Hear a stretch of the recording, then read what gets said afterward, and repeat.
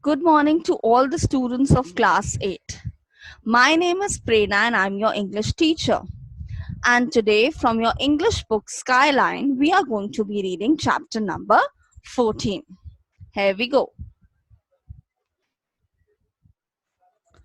This is chapter number 14 and the name is 4 Priceless Chinese Vases Smashed. What is the meaning of smashed? Smashed is when something is hit so hard that it breaks into small pieces. This story is about 4 priceless Chinese vases that are smashed by a worker in King Krishnadev Rai's court. It shows a great idea. A human life is more precious and infinitely more valuable than the most beautiful or most expensive non-living thing. Let us read the story. 9 September 2005, my friend TR and I did not become friends immediately.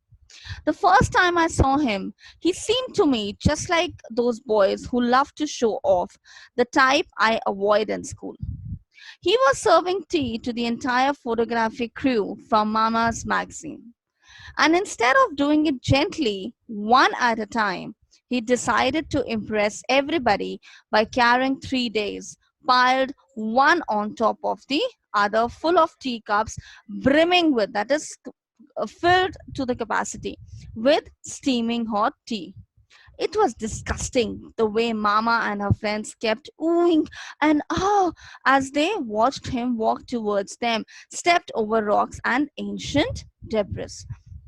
So now what had happened, that this narrator is talking about his he's talking about an incident when he did not immediately become friends with a boy named TR, and he's saying that I felt that this boy was a complete show off because he could have carried one tray at a time, but he carried 3 trays piled one on top of the other, and each tray consisted of cups which were filled with hot tea.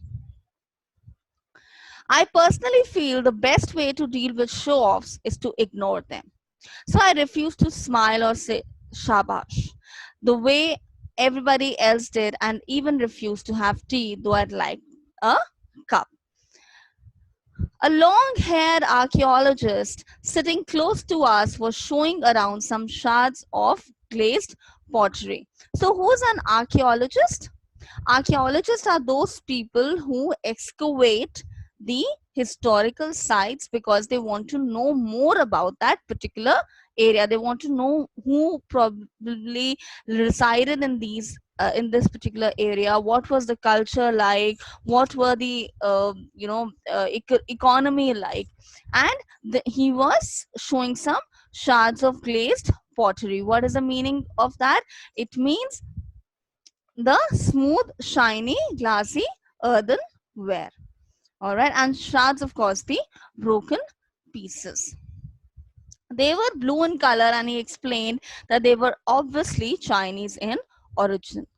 At which point, this boy Rajan, as everybody called him, just laid down his tray on the rocks and sat down near me. I gave him a withering glare. So withering means when you look at someone, withering glare means when you look at someone in such a manner that you want to tell that person that you are inferior to me. I gave him a withering glare, but he didn't seem to notice, and I was more interested in the broken pieces of Chinese pots. Quite forgetting of other cups of tea waiting on his tray to be delivered, he asked the old man if he could look more closely at the shards. I promise I'll be careful, he said, when the archaeologist hesitated. So you can see Rajan carrying the tray loaded with hot tea. After examining and returning the shards to the old man, the boy returned to me and said, as if he was discussing the morning news. So Rajan had taken some broken pieces of that of the pottery, and he wanted to look at those pieces. So after looking at those pieces, he returned them to the archaeologist, and he went back to the narrator to share something interesting. So Rajan said, Those must be the pieces from the Chinese vases that Tenali Raman got broken. I forgot I was supposed to be ignoring him. So, the moment Rajan told the narrator about the vases, that these vases, it was Tenali Raman who got these vases broken, the narrator just forgot the fact that he's supposed to ignore Rajan, and he became interested in what Rajan wanted to tell. Tenali Raman, I said, wondering what the correction was. He quickly reached across to his tray and held it out to me. Have a cup of tea quickly before it gets cold. I'll serve the rest and be back to tell you about Tenali Raman and the Chinese vases. Before I could decide whether I wanted to continue ignoring him or not, he was off and felt quite irritated with myself to discover that I had accepted a cup of steaming hot tea from such a show off. It's difficult to ignore somebody when he or she has a story that you are dying to hear. So by the time Rajan returned, I decided to be polite as long as he didn't show off too much. He made himself comfortable on the rocks beside me and began his story as if we had been chatting with each other all our lives. So now the narrator is saying that the manner in which me and Rajan were talking, it appeared that we know each other from a very long time. We were discussing the Chinese vases, right? I nodded and he continued. You probably know that the Vijayanagar Empire was so powerful and rich that countries from all over the world sent their ambassadors to this court. Rajan paused to see if I still look interested. One day, it was the king's birthday, and all the noblemen and ambassadors began competing with each other over who would give the king the gift he'd like the most. You know how wealthy the king was? He had the best precious stones and jewelry, the finest horses and clothes that came from all over the world. So he usually preferred unusual rather than expensive gift. So the king of Vijayanagar wanted to have gifts which maybe no one else in the world possessed. It turned out that the Chinese ambassador was able to make Krishnadev Rai very happy. Who's Krishnadev Rai? The ruler of Vijayanagar Empire. In those days, porcelain was very precious. Only the Chinese knew the secret of creating such beautiful, delicate chinaware. So after all the gifts had been presented, everybody declared the 4 large vases from China the best birthday gift any emperor could hope for. What is porcelain? It's a white substance kind of a thing, ceramic. All right, so this Chinese ambassador was able to impress Krishnadev Rai by gifting the 4 vases made of porcelain. The head of the housekeeping department was summoned and ordered to make sure only the most gentle workers dusted and cleaned the vases. But most of the royal chambers were filled with unbreakable silver goblets, gold plates, and brass statues. Even if a clumsy servant waved about a duster and knocked over a silver plate, nothing would happen. So none of the palace cleaners knew how fragile these Chinese vases were. Within a week, disaster struck. Rajan suddenly stopped and looked around. Then, without a word, he got up hurriedly with his tray. I was annoyed to have my story interrupted like this. I was sure he was showing off to act important. Then he realized everybody had finished their tea. Then I realized that everybody had finished their tea, and it was boy's job to collect all empty cups and return them to the shop.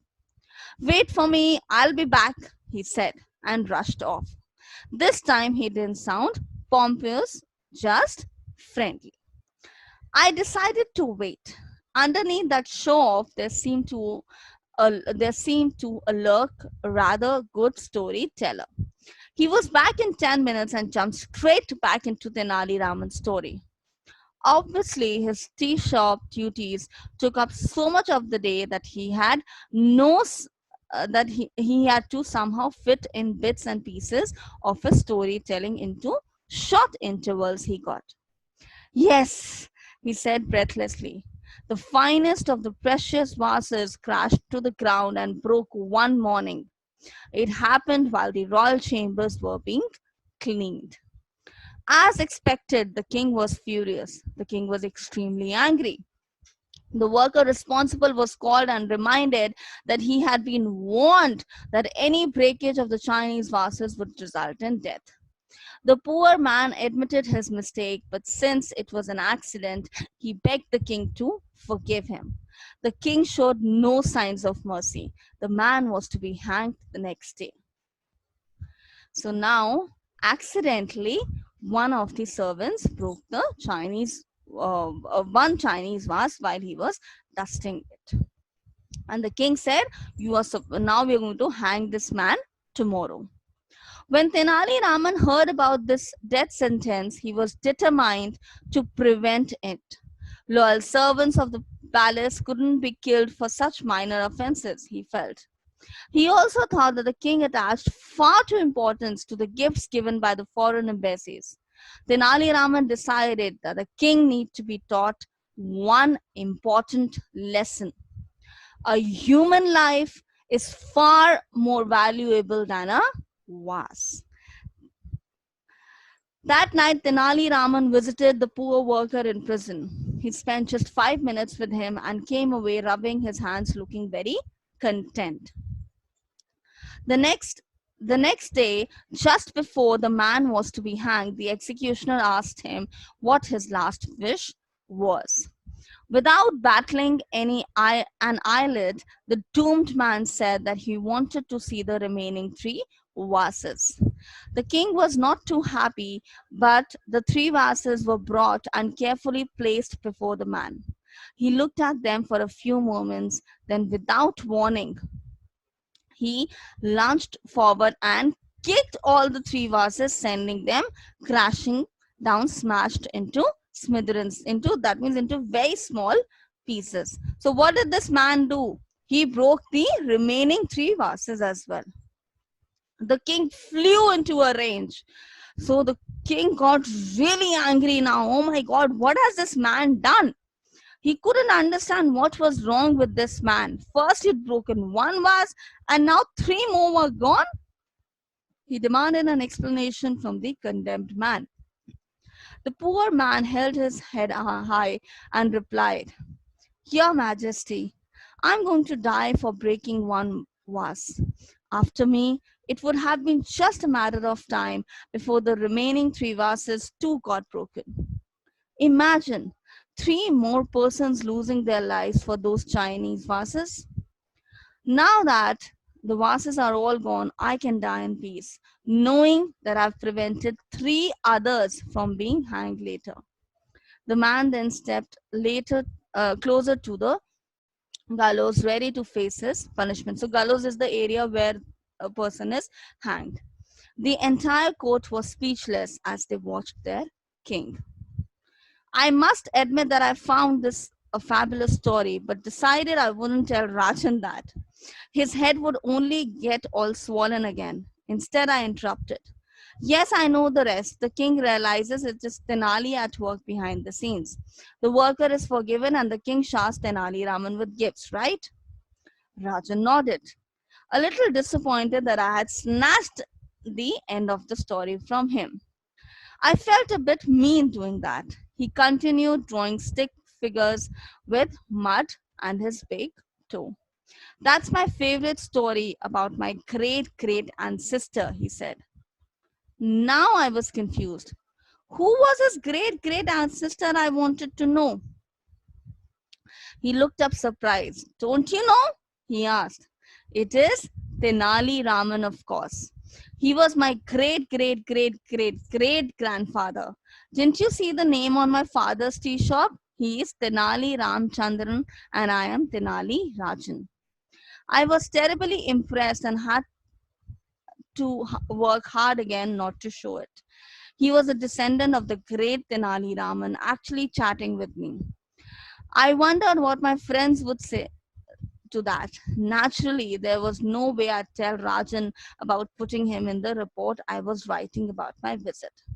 He'd been an he had been unbearable after that. Instead, I decided he needed to be put in his place a bit. Trying to sound as grown ups as I could, I said a little scornfully, but not very truthfully, "Oh, I've heard millions of Tenali Raman stories. What I'm interested in is his real history. You know, his poetry and his influence in state matters." The moment the words were out of my mouth, I saw Rajan's confused expression. I hated myself. Why was I being so mean to someone I could enjoy being friends with? Thankfully, Mama wasn't around to give me a lecture on good manners. So, what a beautiful story. And now we all need to understand this thing, that we should stop attaching importance to materialistic things. Rather, we should focus on building relations, long term, healthy relations with each other. Thank you so much.